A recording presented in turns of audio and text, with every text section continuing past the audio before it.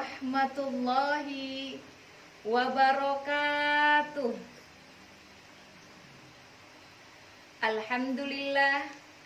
Alhamdulillahi rabbil alamin.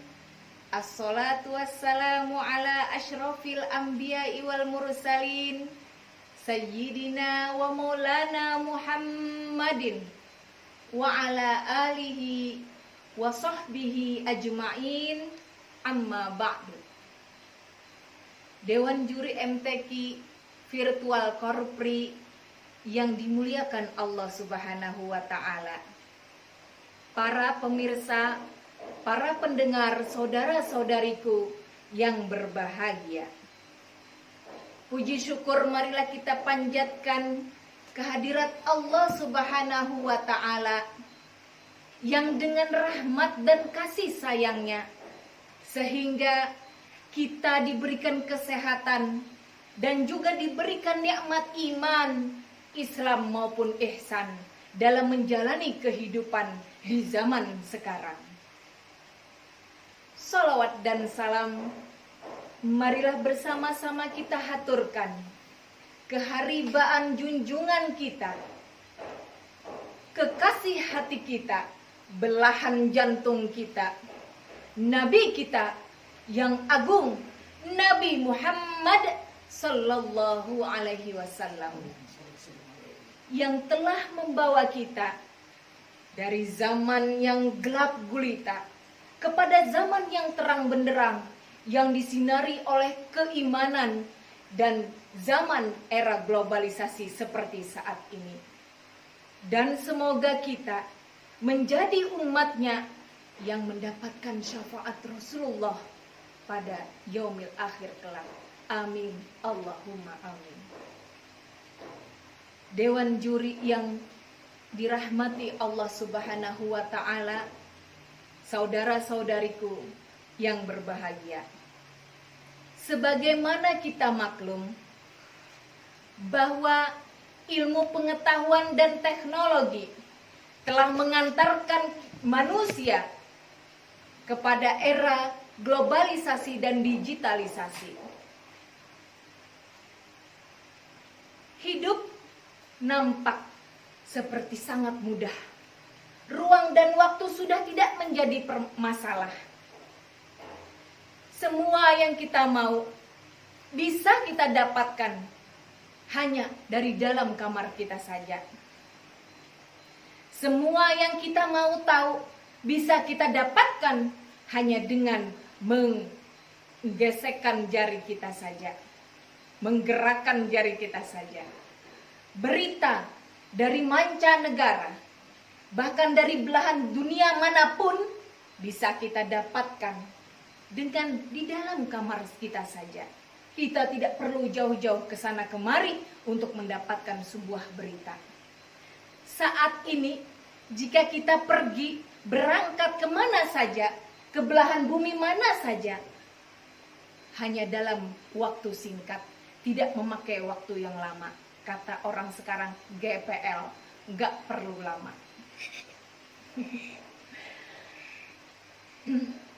Pemirsa sekalian, kalau dulu kita berangkat haji memakan waktu sampai 6 bulan baru kita bisa kembali.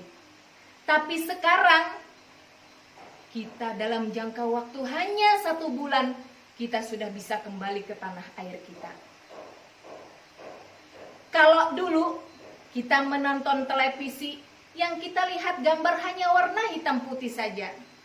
Tapi sekarang kita tinggal memilih warna apa saja yang kita mau, bahkan model televisi apa saja yang kita suka. Memang perkembangan zaman itu telah membawa banyak sekali perubahan. Di satu sisi, perkembangan zaman atau yang namanya era globalisasi ini membawa kebaikan dan kemudahan, seperti yang dijelaskan di atas tadi. Namun, di sisi lain, banyak sekali bencana dan keburukan yang terjadi akibat ulah tangan kita sendiri. Banyak orang yang bekerja dari subuh sampai subuh kembali, tanpa ingat waktu sholat maupun ibadah lainnya. Banyak orang yang hanya membaca koran tapi lupa dan tidak sempat membaca Al-Quran. Telah banyak terjadi pergeseran nilai-nilai budaya, nilai-nilai agama dalam kehidupan bernegara kita. Tak terasa, waktu berjalan dengan cepat, tanpa kita sadari usia sudah semakin singkat. Lebih banyak orang hanya memikirkan diri sendiri dan golongannya saja, tanpa memikirkan kepentingan orang banyak, bahkan kepentingan umat. Apalagi pada saat pandemi seperti sekarang ini, orang hanya lebih banyak memegang HP atau gadgetnya saja untuk posting-posting foto, WA, Facebookan, Instagram, dan lain sebagainya, tanpa memikirkan ibadah, tanpa mengingat waktu sholat, serta ibadah lainnya. Inilah yang terjadi dan banyak kita lihat pada zaman sekarang ini.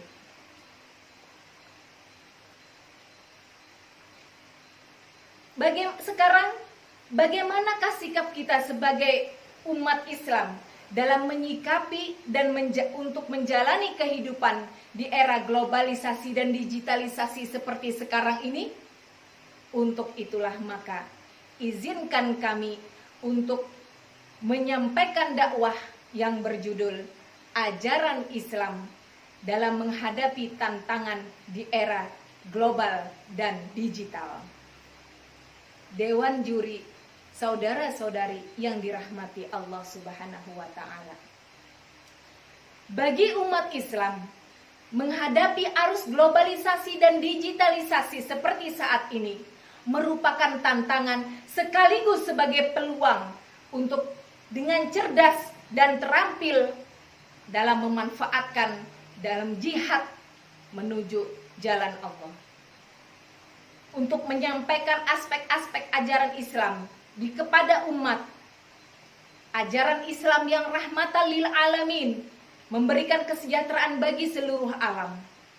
Dalam menghadapi tantangan arus globalisasi, umat Islam harus giat memperkokoh akidah, syariah ibadah, amaliyah maupun akhlakul karimah. Dengan begitu, Islam akan menjadi filter yang kuat.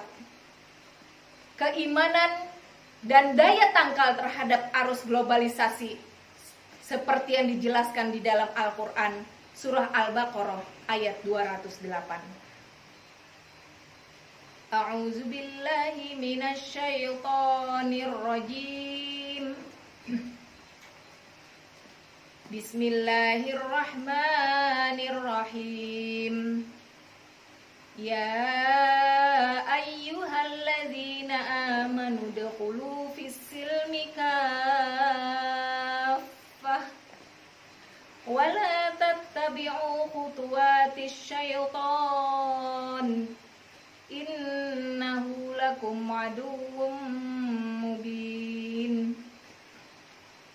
Wahai orang-orang yang beriman, masuklah kamu ke dalam Islam secara kafah, secara keseluruhan. Dan janganlah kamu mengikuti langkah-langkah syaitan. Sesungguhnya ia musuh yang nyata bagimu. Dewan juri, saudara-saudari yang dirahmati Allah Subhanahu wa Ta'ala. Dalam rangka untuk menguatkan umat Islam dalam menghadapi arus globalisasi dan digitalisasi, maka perlu dipahami ajaran Allah Subhanahu wa Ta'ala sebagai pedoman hidup kita. Islam mengajarkan kepada kita melalui Al-Quran dan Al-Hadis yang dibawa oleh junjungan kita Nabi Muhammad Sallallahu Alaihi Wasallam. Salah satu cara agar umat Islam dapat menghadapi arus globalisasi di sini adalah yang pertama, memperkokoh keimanan kita. Keimanan terhadap Allah Subhanahu wa taala dan Rasul Nabi Muhammad sallallahu alaihi wasallam sebagai utusan Allah. Yang harus selalu kita tanamkan di dalam hati dan jiwa raga kita, bahwa segala sesuatu adalah hanya karena Allah Subhanahu wa taala. Lalu yang kedua, marilah kita perluas kembali ilmu pengetahuan dan teknologi melalui berbagai cara, melalui guru-guru kita belajar dan memperkuat kembali keilmuan kita. Karena Allah Subhanahu wa taala sudah berfirman di dalam surah Al-Mujadalah ayat 11. Bismillahirrahmanirrahim. Yarfa'illahu alladhina amanu minkum walladhina utul ilma darajat. Wallahu bima ta'maluna khabir. Niscaya Allah akan mengangkat derajat orang-orang yang beriman dan berilmu pengetahuan dengan beberapa derajat. Dan Allah Maha mengetahui apa yang kamu kerjakan. Ilmu pengetahuan dan teknologi tidak bisa kita lepas dari kehidupan kita. Apapun yang kita lakukan, mulai dari kita tidur sampai kita tidur kembali, ilmu itu selalu mengikuti kita. Jika sudah keimanan dan keilmuan yang kita miliki sudah terpatri di dalam hati kita, maka cara yang ketiga agar umat Islam maju dan umat Islam berani menghadapi tantangan arus globalisasi dan digitalisasi adalah dengan memperkokoh dan memperkuat rumah tangga kita. Kenapa demikian? Ini semua dikarenakan untuk menjadikan manusia cerdas, untuk menjadikan manusia-manusia terampil, pandai, dan sebagai pemimpin umat dimulai dari dalam rumah kita sendiri. Dengan keluarga yang baik, keluarga yang sakinah, keluarga yang mementingkan pendidikan agama, insya Allah akan timbul generasi-generasi yang sebagai penerus masa depan bangsa, sebagai khalifah-khalifah di permukaan bumi ini. Dengan demikian, umat Islam akan tegar dan berani untuk menghadapi arus globalisasi dan bahkan dapat tampil dengan menggunakan ilmu pengetahuan dan teknologi sebagai sarana dan prasarana perjuangan dakwah amar ma'ruf nahi mungkar, sehingga bermanfaat bagi seluruh kesejahteraan umat manusia. Dewan juri, saudara-saudari yang dirahmati Allah, kesimpulan dari dakwah ini adalah bahwa umat Islam harus selalu dan senantiasa berhati-hati dan waspada dalam menghadapi arus globalisasi. Dengan cara yang pertama, memperkuat keimanan. Yang kedua, memperluas keilmuan. Baik itu ilmu agama, lebih-lebih ilmu. Baik itu ilmu teknologi, lebih-lebih kepada ilmu agama. Yang ketiga, perkuat lagi dan pertahankan rumah tangga yang sakinah mawaddah warahmah, agar kita menjadi orang-orang yang beruntung, orang-orang yang bahagia dunia akhirat, dan negara kita menjadi negara yang baldatun thayyibatun wa rabbun ghafur. Amin, amin ya Allah ya Rabbal Alamin. Dalam kesempatan ini, mari kita sama-sama membaca sholawat Nabi, agar negara kita doakan menjadi negara yang baldatun thayyibatun wa rabbun ghafur. Allahumma sholli ala sayyidina Muhammad wa ashfi zalimin bi zalimin wa akhrijna min bainihim salimin wa ala alihi wa